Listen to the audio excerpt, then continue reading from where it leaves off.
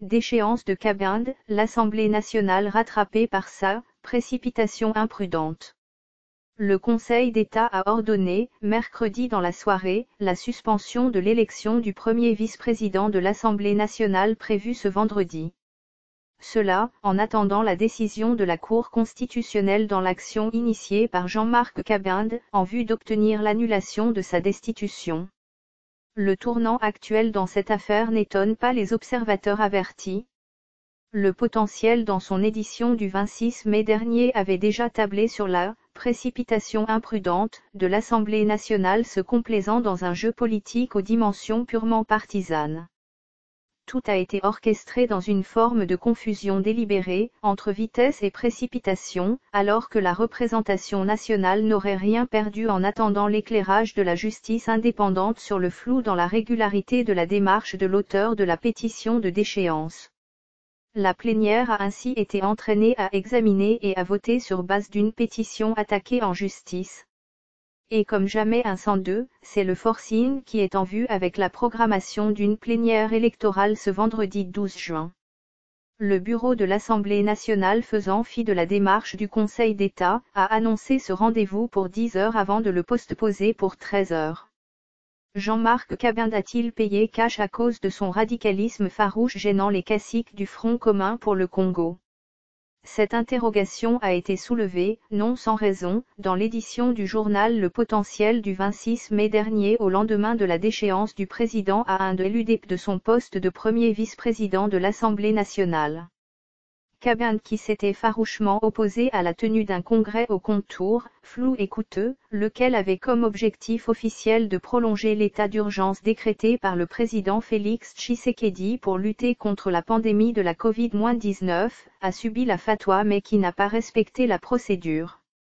C'est dans une forme de confusion de gestion de l'Assemblée nationale emportée de manière délibérée entre vitesse et précipitation que le sort de celui qu'on a surnommé « maître nageur » a été scellé. La voix d'alerte d'un technicien du FCC, en la personne du professeur Noël Botakil, a été inaudible. Ce dernier, sans tergiverser, avait attiré l'attention du bureau sous la houlette de Janine Mabinda, sur le risque d'entraîner l'Assemblée nationale dans la complicité de l'usage de faux en décidant de délibérer sur un document soupçonné. Le bon sens, avait-il suggéré, en soutenant la démarche de l'élu UDEP Tony Mweba, était de surseoir la démarche en attendant de voir la suite de la justice pour respecter l'article 172, alinéa 2 de la Constitution qui interdit de statuer sur un différend pendant. Cabinde rebondit. Dans la foulée, Jean-Marc Cabinde avait saisi le Conseil d'État pour que cette haute juridiction administrative constate des irrégularités dans le processus du vote ayant conduit à sa destitution. Le juge administratif a instruit cette affaire dans une procédure en urgence, mercredi 10 juin. Un débat contradictoire a opposé les avocats de l'Assemblée nationale à ceux de Jean-Marc Cabinde. Et finalement, le Conseil d'État a ordonné le même jour la suspension de l'élection du premier vice-président de l'Assemblée nationale, prévue ce vendredi 12 juin, en attendant la décision de la Cour constitutionnelle dans l'action initiée par Jean-Marc Cabinde, en vue d'obtenir l'annulation de sa destitution. Élection ou pas, l'UDEP soutient les deux démarches. Contrairement à certaines analyses présentant une opposition entre le président AI du parti présidentiel au président de la République, autorité morale de la plateforme CAC, à l'UDEP, on rassure qu'il n'y a pas de polémique, ni de désordre et guéguerre. Augustin Kabuya, secrétaire général de l'UDEP, a fait une mise au point mardi, pour se montrer explicite vis-à-vis des stratégies appliquées par sa formation politique sur ce dossier. Il n'y a aucune contradiction entre la démarche du président AI du parti, Jean-Marc Cabinde, celle de saisir la justice congolaise, plus spécialement le Conseil d'État, et l'initiative du dépôt de la candidature de l'honorable Patricia Seya au poste du premier vice-président le lundi 8 juin.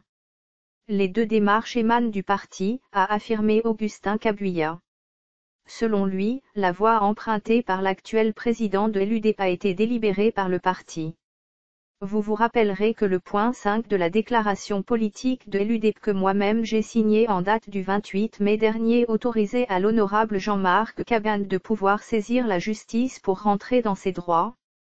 Donc, son acte juridique est totalement conforme avec la déclaration politique du parti susmentionné, a-t-il ajouté, avant d'appeler les uns et les autres au calme. Source, mediacongo.net